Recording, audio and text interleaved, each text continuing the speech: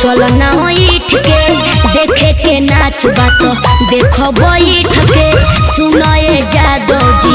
चलो ना ईठ के देखे के नाच बात देखो बैठ के जदि देखे के बढ़ोड़ी तो रुपया जलन एहो रुपया जलन। सुना देखो झोरा में झोर गेले अइले हिरान आ नमरी पा नाच नचवै हे बाबुआन। नीचे बैठ के चुपचाप देखो हो बसवान नमरी पा घघरी उठै हे बाबुआन। आतना हिम्मत बा।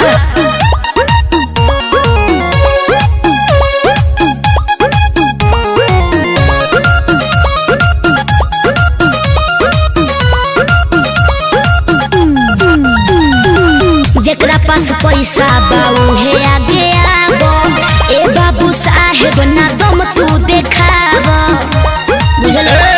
बजरा में तो आबो कारे टबावे बुल पूरा सामान के कितना रुपया दी हम ले जाइबे पान के धइल ना धराई ना गरमी बा तोहरा में जाइब आज जान ए हो जाइब आज जान।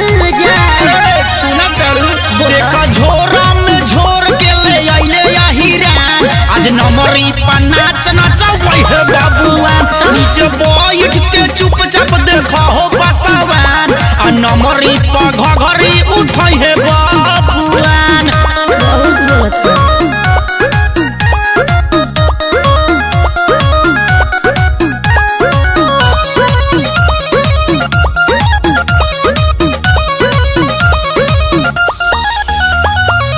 कवना जिला के जवान बहर जोबरी विवेक तूफानी उठा दे घघरी। कोरा में राजा बना दे। अच्छा जिला औरंगाबाद में चले रंगदारी बानी बिहारी नाम छोटू सिन्हा गारी। हम देखा दरू हमारे हाथी मरद गईनी तोहरा के